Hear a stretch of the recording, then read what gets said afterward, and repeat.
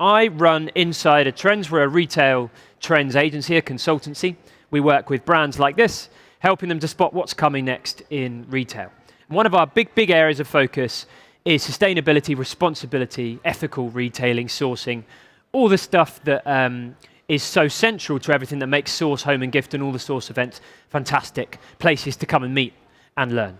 So I want to start by talking, and I'll do a lot of this in my presentation, talking about kind of very high-level macro trends in relation to sustainability. That's a big part of what I do. I tend not to focus too much on specific smaller things. I look at a kind of global level. I travel a lot working with different retailers, looking at different stores, looking at different supply chains. And I'm trying to spot the bigger trends that are shaping the future of what consumers expect and what retailers, brands are doing.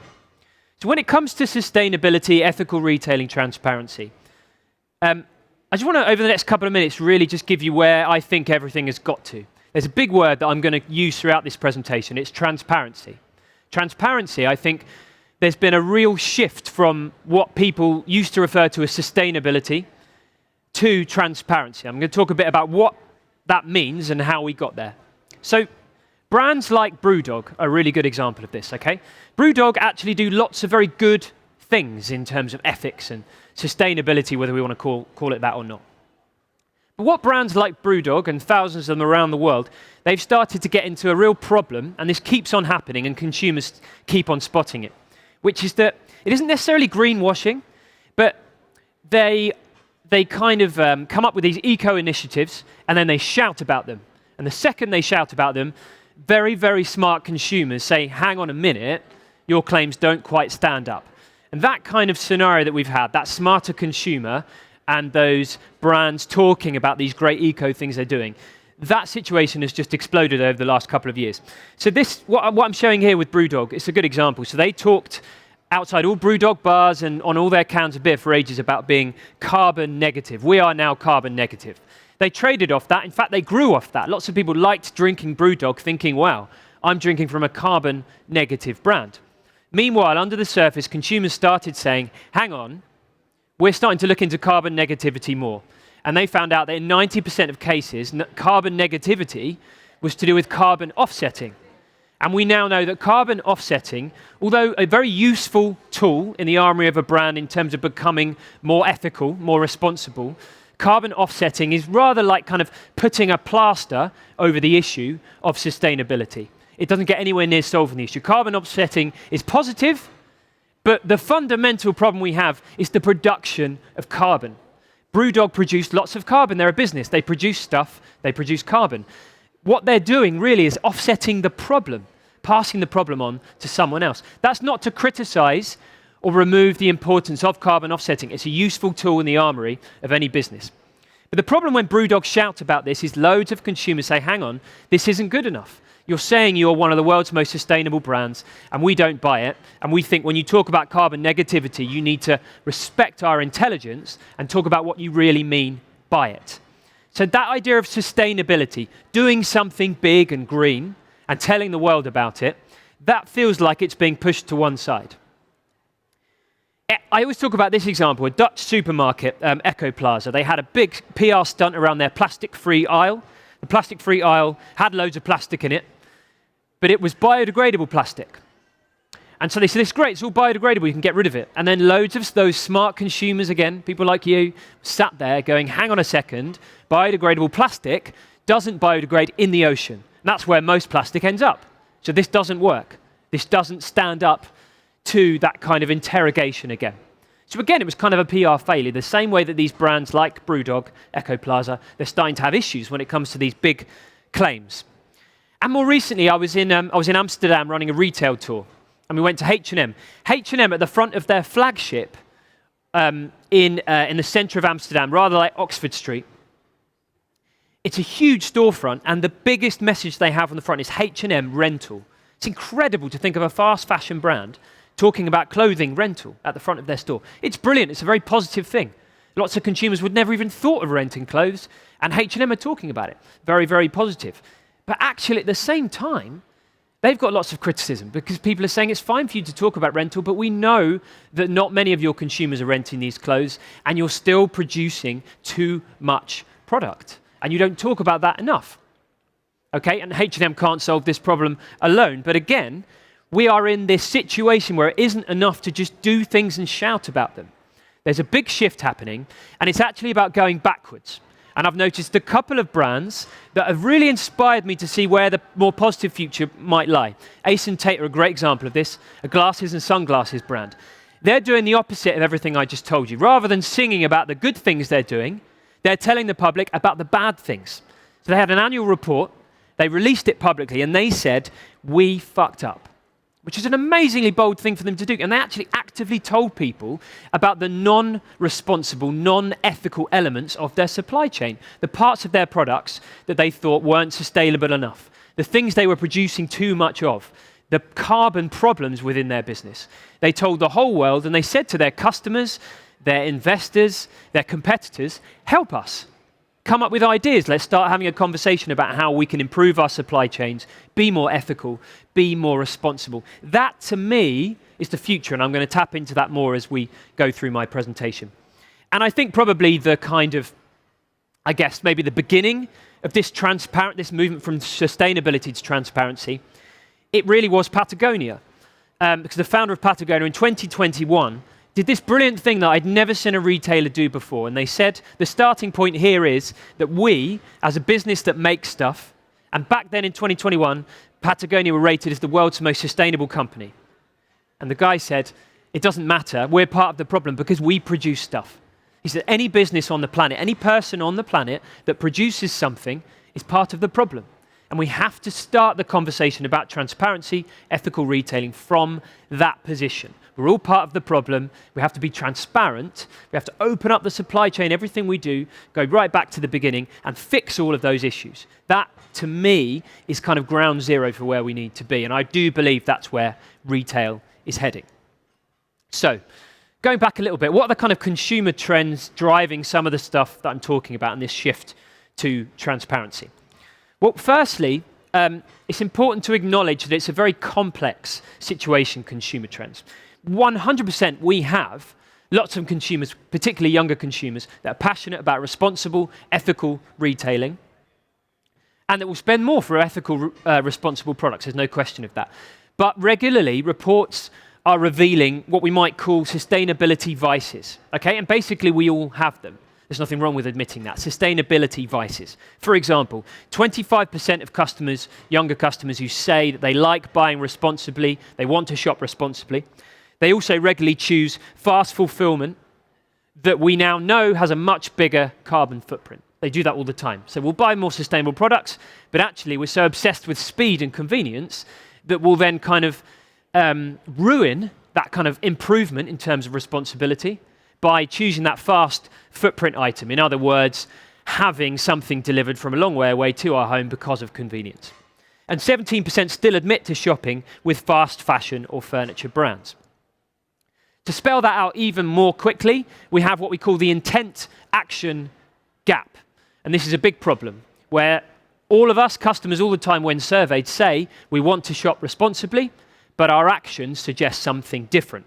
Easiest way of explaining this is that more than 70% of shoppers say they will pay more for sustainable brands, but the global fast fashion industry is growing by around 15% a year or $20 billion. Put simply, we say we want to be responsible, but we keep shopping with brands that have enormous carbon footprints. There's no shame in that. We all do it. This is just a reality that we have to accept. It's a complex picture. And driving this at the same time, so if we talk about fast fashion, actually speed in general is part of the problem. So here I'm showing you just a selection of some of the biggest delivery companies in the world that offer super fast delivery. They're emerging everywhere. 10-minute delivery, 15-minute delivery. Basically, people all over the world in major cities are willing to spend lots of money to get avocados really, really fast. That seems to be a big kind of consumer obsession. And it blows my mind. I don't know what the end point is, if it's like 5-minute delivery or something, but it keeps on happening. What it points to is that this is now part of the kind of consumer expectation, speed. And speed is a problem for ethical, responsible sourcing. It is, because the faster the fulfillment, then the kind of bigger the impact on the supply chain. That means we have to get goods into the supply chains even faster from all around the world. So this obsession with convenience and speed has huge implications for ethical and responsible sourcing, and it's a really, really important consumer trend. It isn't going away because these companies keep appearing and they keep growing. And it's happening in every sector, so it's not just food. Actually, we see it in all. So this is TradeCart. TradeCart is like a super fast delivery service for homewares, for furniture, for trade goods. Most sectors have a kind of Uber equivalent now. Super fast delivery in certain areas. Premium, it's charged. These are business models that make money. They have huge implications on supply chains.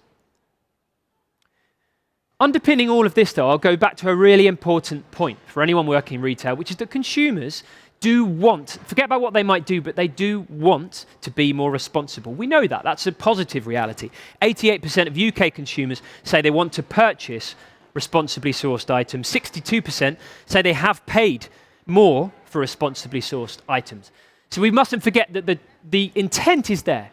Probably what's lacking is retailers that are able to provide that. Retailers that are able to consistently provide responsibly sourced goods at affordable prices. That's the challenge. That's the challenge. But it's starting to happen. Positive things are happening, and we know that consumers are reacting. Ask It is a growing clothing and kind of homewares and gifting brand, Scandinavian business. From the beginning, they've done something called the impact receipt. On a receipt in Ask It, you get as much information about the carbon footprint as you do about the money you've spent.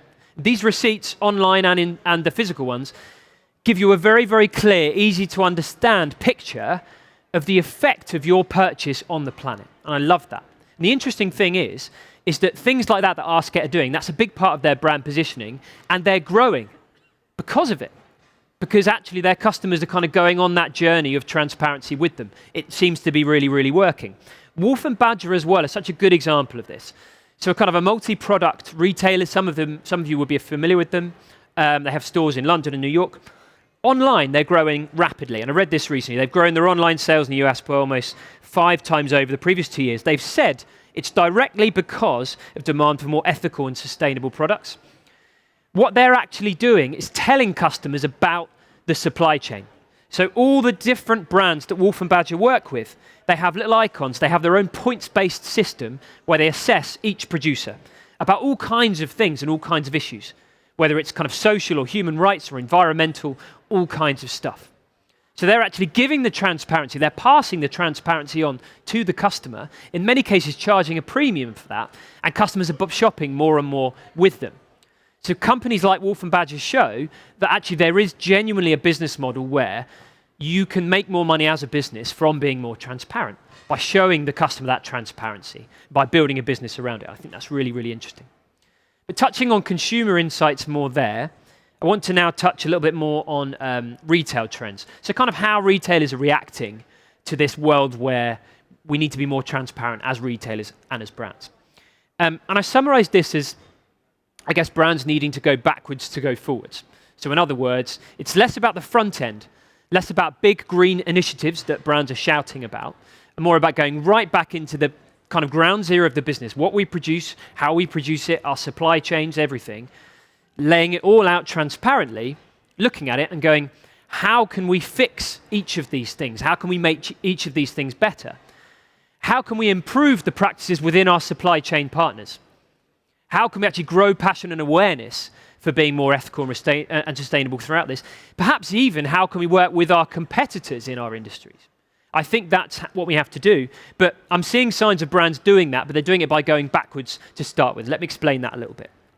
There's real incentive for doing this, genuine incentive, and I see it all the time. Here are some stats to reflect it.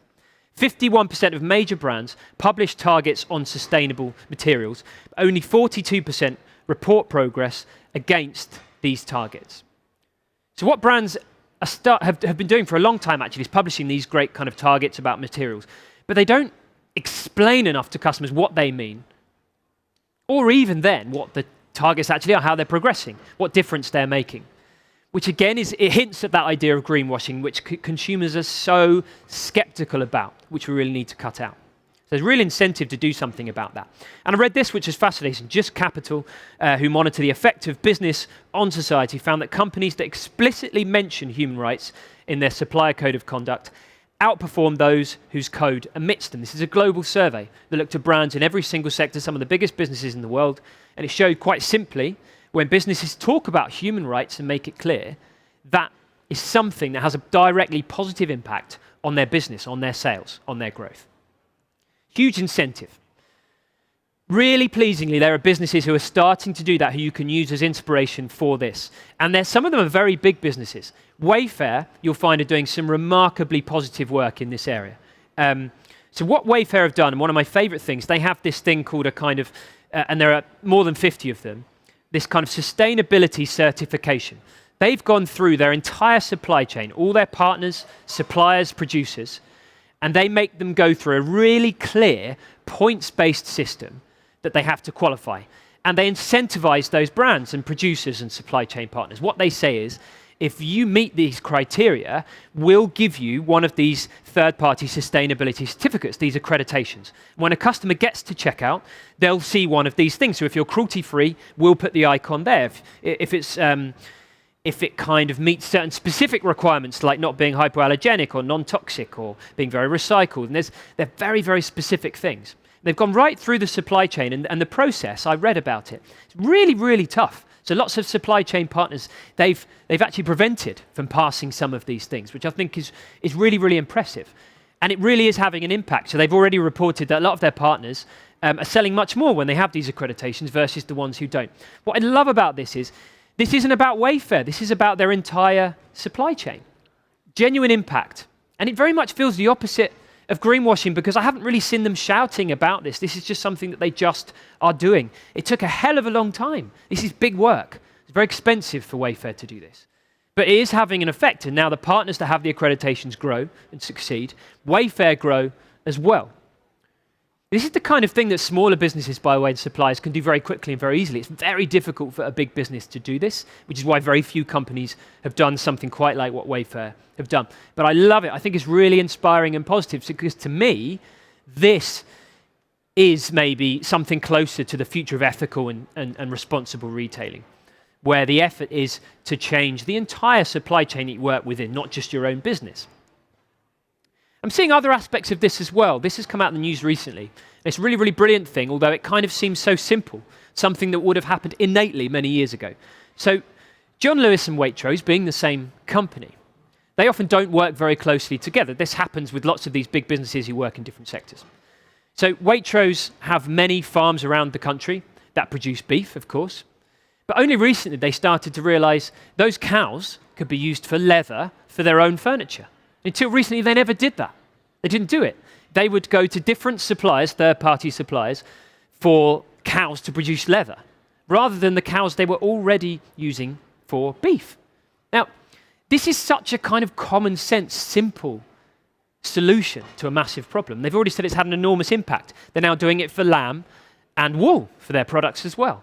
Already having a huge impact. They're saying they're producing a huge amount of the leather and wool they need from animals that otherwise would have just been completely discarded. It's such a good common sense thing. And of course, there's been lots of news about it. And the funny thing when people comment is, you have this immediate effect of why weren't they doing it in the first place? And lots of people in my world rightly are saying, the retail world is full of these opportunities. We just have to spot them. And the only way of spotting them is transparency. Until you open everything up, those opportunities don't become clear. They can't be brought into vision, because businesses are too busy working on maybe more specific issues. And of course, this is also to do with businesses being siloed in different departments and businesses not working together. This is brilliant, common sense, ethical retailing, and long may it continue. And look, John Lewis, Waitrose will see, Marks and Spencer's and other companies like that doing exactly the same thing, because why wouldn't they? This is a very solid innovation. This is having some interesting manifestations as well, this idea of kind of going backwards. Adidas started playing around years ago, and they're doing it more now, with this store in Berlin. They said, well, we're trying to shorten our supply chain. We're trying to get the products or the manufacturing of the product closer to the purchase of the product. So they trialed a store in Berlin called Adidas Knit for You, and they said, can we after all these years, can we actually make a product from scratch in a store? Can a customer come in, choose the design, be part of the manufacturing process, see it manufactured, and walk away at the end of the day? And they did it. Now, this isn't something that Adidas are necessarily going to scale, but it was such an important reminder that any business, even the biggest businesses in the world, can not just shorten the supply chain, but almost remove it. Get back to that place of just creating something with the customer and then selling it. They were selling products in Berlin. There was a big waiting list. They were selling cardigans and jumpers for 500 euros. That's how much the demand was. Customers loved being able to come and see the product being made, being involved. It was an experience. It wasn't just a product then. They were part of the process. They got to customize it. They got to help design it. They got to learn about what goes into making a product, how it's sourced, and all that skill. And I'm seeing lots of examples like this. And again, it's reflective of the fact that consumers are interested and increasingly interested in how and where their products are made. And they want to get closer to that process. Now, jumping off from that, I think there's a couple of smaller kind of side issues that I think are very, very important to this idea of ethical retailing and sourcing. So one closely related to what I was just talking about is collaborative ethical retailing. So where I'm talking about being more transparent and opening up supply chains, I'm seeing lots of evidence, and very positive evidence, that some businesses, big businesses, are starting to realize we can't take seriously the idea of trying to solve the planet's biggest problems without working with other businesses. That is a fundamental opportunity that we cannot miss. Big businesses, small businesses have to work with each other, even when they're competitors. They have to, because that's where some of the biggest opportunities lie. And I've been shouting about this for a couple of years now, but I think it's great. Tesco, and it kind of went under the radar, this was by no means a big eco stunt, but what they're doing is allowing suppliers to kind of access this online swap shop. So the idea is that Tesco suppliers, once they're part of the kind of Tesco network, they can go online, and if there's any materials they need, they can exchange them with other suppliers, and they can use each other's resources. This has already had a huge, huge impact because it does two things. One, it means materials that otherwise might have been wasted get used by other suppliers. But two, it actually connects all these different suppliers who can learn from each other, who can improve the way that their supply chains operate. It's a really, really simple idea. It's not the kind of thing that Tesco could have done a cool advert about and captured the imagination of the public. That's part of the reason that people don't do this stuff, brands don't do this stuff, because it's boring. It's boring to talk about an online swap shop that suppliers can use. But so these things don't get enough investment. But this is the kind of thing that really makes a difference, makes a huge difference. And I am starting to see more brands accepting that they might have to do the hard, boring stuff more than the kind of sexy front-end stuff. And that's just the reality. I'm also seeing it in the creation of kind of brands focused on community. This is a really, really big thing. Brands are starting to realize that where they have that kind of cult following, where they've amassed this kind of audience of big fans of their brand, within that might lie answers to sustainability problems. In other words, retailers are realizing they should be talking to their customers more about these issues, not talking to them about sustainability and ethics, but talking with them. Rapha are a great example of this. Rapha are a premium cycling brand. They were kind of big online, and then they started opening up Rapha cycle clubs. You could see a couple of them in London. Really, really interesting spaces. They don't really sell cycling products. They're just places for cycling enthusiasts to hang out. One of the things they do all the time online and in their stores is to have these regular conversations, events about their own sustainability. And they say to their customers, have you got any ideas from your working lives, what you read, what you're interested in? Have you got any ideas about how our business could be more ethical, how we could source our products more ethically? Tell us your ideas. Come to one of our kind of coffee sessions. Come watch the Tour de France with us and hang out and talk to us about these issues. And they've become really collaborative. And a number of the innovations that happen now at Rapha in terms of their clothing and their stores, they genuinely come from customers. Because they've recognized, they've started to respect the intelligence of their audience. You remember at the beginning I was talking about this smarter consumer that can't be fooled, that can't be kind of seen as ignorant anymore. We have to respect the intelligence of the audience always. Rapha have known that from the beginning, and they realize the answers to their sustainability problems are just as likely lying with the customers as people already sat in their head office. And I like that approach. I think that's really important. Maisonette are doing exactly the same thing in the US. So they're a primarily online retailer of kind of kids' furniture, gifts, and fashion. They ship to Europe all the time. They're a really kind of fast-growing brand. And everything they do within their community, exactly I just said, is about ethical and responsible sourcing, but they do it collaboratively. So they have this huge marketplace, not just for their customers, but their suppliers, their producers, their partners, and they constantly encourage them to share best practices. They even encourage them to share useful things directly, so they share logistics. They encourage them to share manufacturers, where it's easier to produce something in the same place. They're constantly looking for ways, not just in their business, but in the supply chains, of solving problems. And that's been how they've looked at this situation from the very beginning.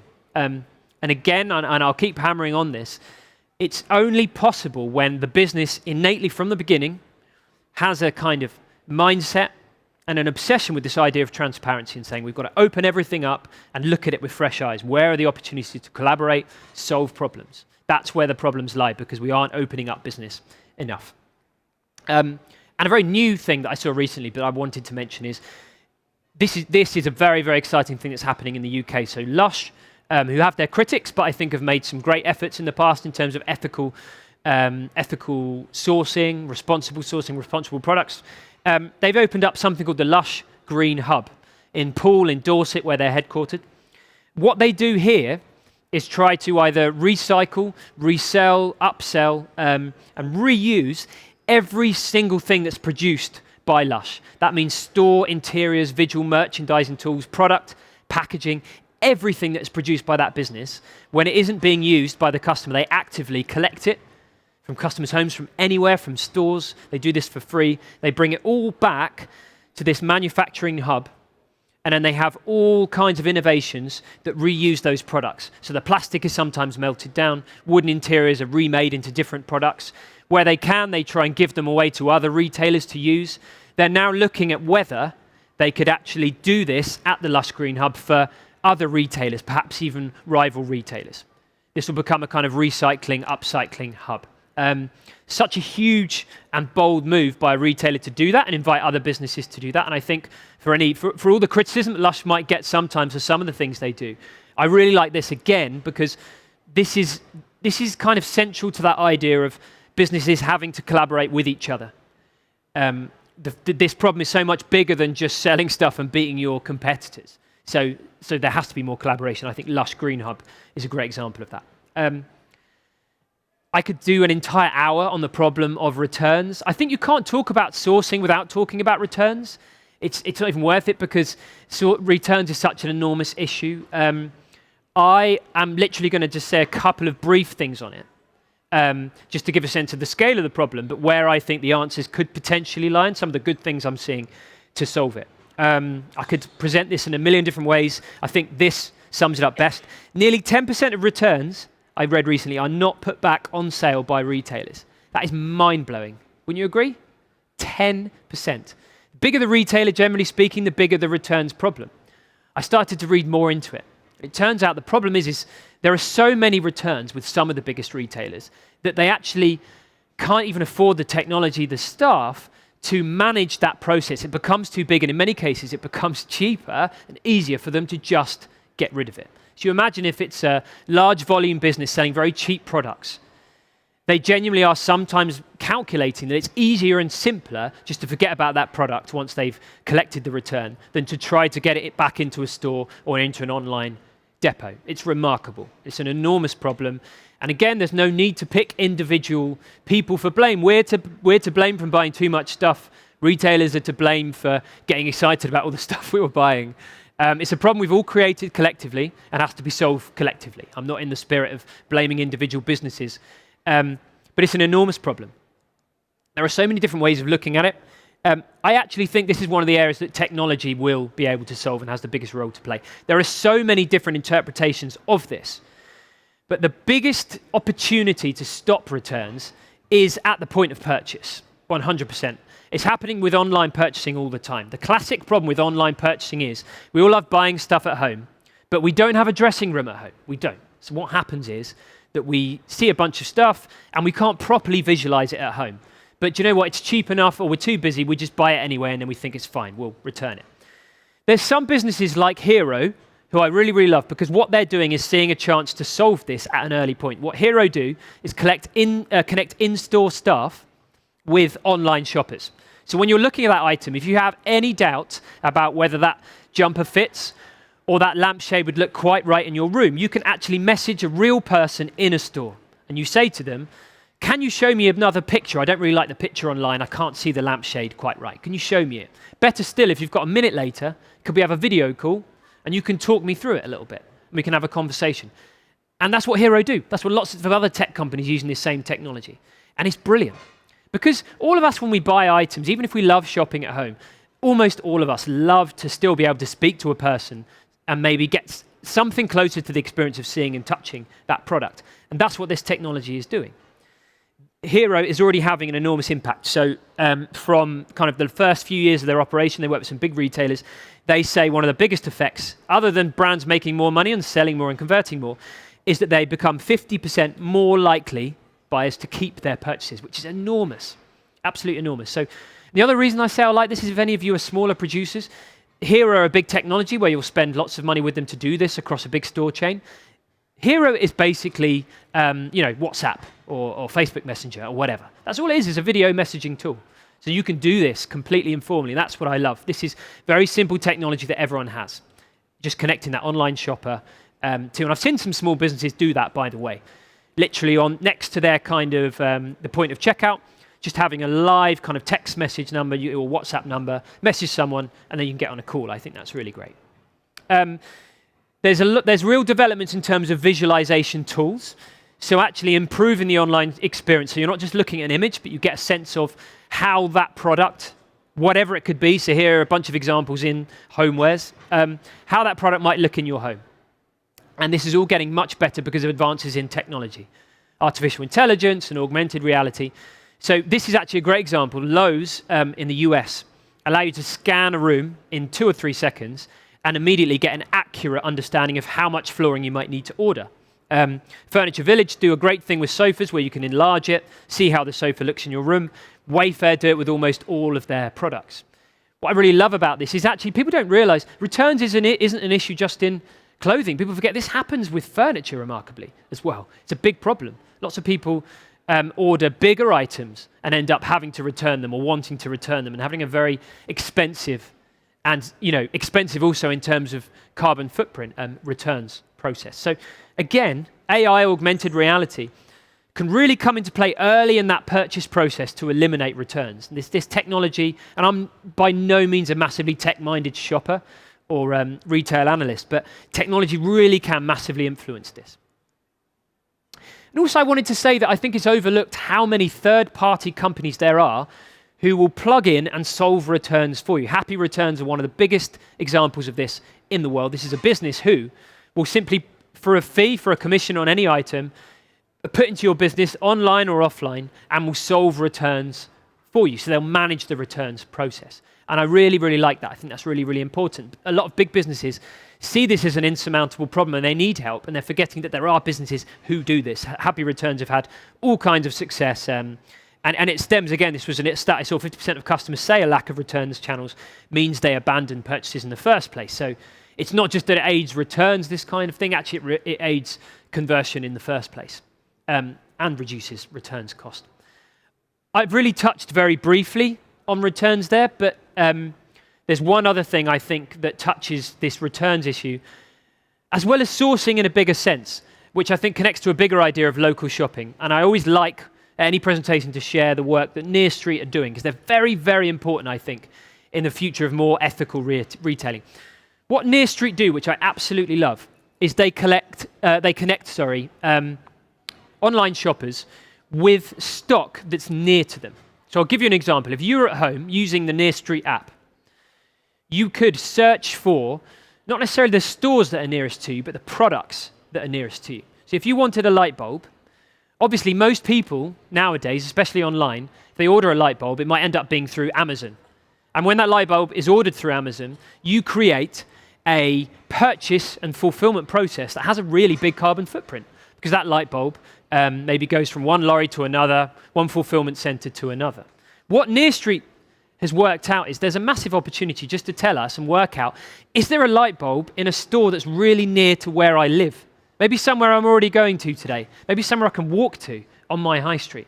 That is what they do. They're doing it in every single town, high street and city in the UK. Such a brilliant idea. Again, technology solving that problem and ensuring that those opportunities to do something more ethical and sustainable, shorten the supply chain, and common sense ethical retailing can kind of really move forward. Love what they're doing. And now there's other brands kind of in other countries and sectors doing similar things. So Pinger do exactly the same thing. Again, it feeds into kind of collaboration, feeds slightly into returns. But again, it's just a reflection of the fact that technology has an enormous role to play when it comes to retailing more ethically. Some final thoughts from me, and I want to touch on, I guess, some really positive stories. So I've got 3 businesses here who I love, who have all really created businesses that are very transparent, have very transparent supply chains, do business really ethically, support. They have business models that are innately responsible when it comes to sourcing, and they're all growing. This is the interesting thing. They're not a lot of you hear about these businesses that are very ethical, but very small, and they struggle to grow for obvious reasons because it's hard to scale and keep your carbon footprint low. But here are 3 businesses that are doing business really well, very ethically, but actually really making money as well. And I think that's the important thing to say. They're profitable and they're green, and I love them for different reasons. Firstly, many of you will be really familiar with Nudie Jeans. They've been around for a long time, but what they do can be very easily overlooked. But the inspiring thing about Nudie Jeans is what they did from the very beginning. So they said from the beginning, we will be a circular jeans company. You'll see Levi's and lots of bigger denim company doing parts of this in the same way now, but Nudie did it fully from the beginning. What they say is, every time you buy a pair of our jeans, you have an option. When they wear out, bring it back to a store, and we will use that material to make someone else's jeans, and we'll give you credit towards a new pair of jeans. That's how we'll do it. Or, if we believe or you believe they're repairable, we'll just repair them. What won't happen is we will never, ever put them in waste. They either get remade for you, remade for someone else, or if in the remake process they aren't good enough to sell, we will give them for free to relevant charities and clothing companies. That's been how they've done it. Nudie Jeans now have more than 50 stores worldwide. They're in all the world's major department stores. They're growing online. They sell in every single market. But everywhere they go, they have the same business model. They do business in the same way. The effect of what they've done has been absolutely enormous. And they have thousands of customers who still say, effectively they bought 1 pair of Nudie Jeans in their entire life. And the process continues on and on and on. What's really interesting is they become so popular among younger people that people become really proud of their 15-year-old pair of Nudie Jeans that have mad stitching on them, almost different colors of denim from when they've been repaired. They'll even get sold sometimes on kind of luxury marketplaces. They become worth more money because it becomes a kind of seal of approval, something to be really proud of. I love what they're doing, and I think it's very, very inspiring. It reminds you that you can be a profitable business and do things in that way. I wanted to mention also neighborhood goods. So neighborhood goods are a department store in the US. There's only a few of them. They're still relatively small. But they, from the outset, they're incredibly successful. They do really well. They have a store in the meatpacking district in New York, very hip. It's a really small space. What they did from the outset and continue to do is they have a constantly changing mix of brands.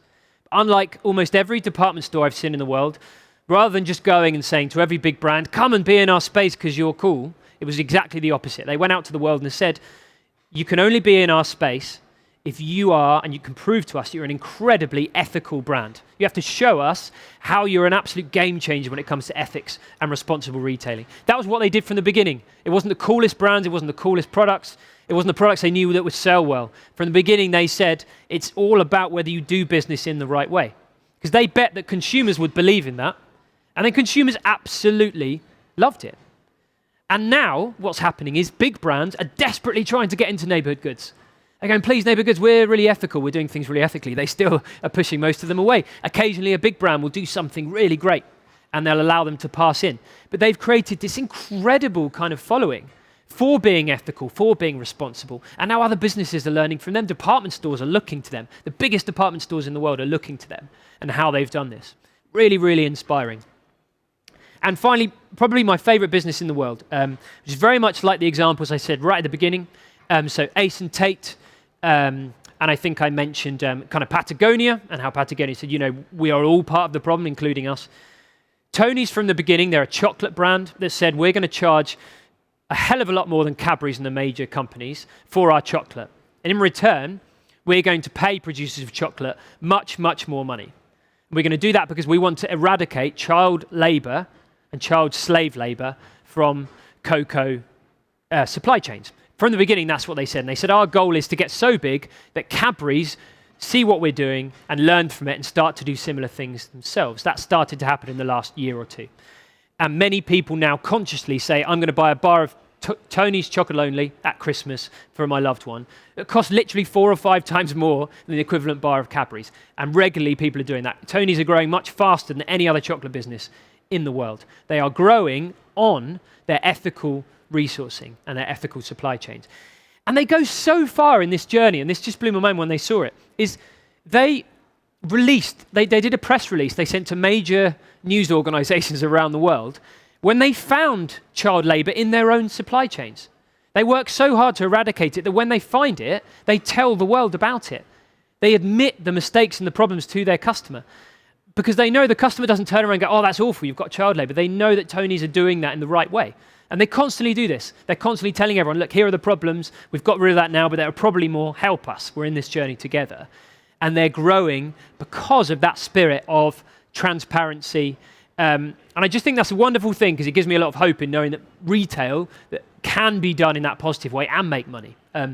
Tony's proved that, and many other businesses do. So we have to try and keep a positive frame of mind in what is a very, very challenging situation for so many reasons. Thanks very much for listening to me.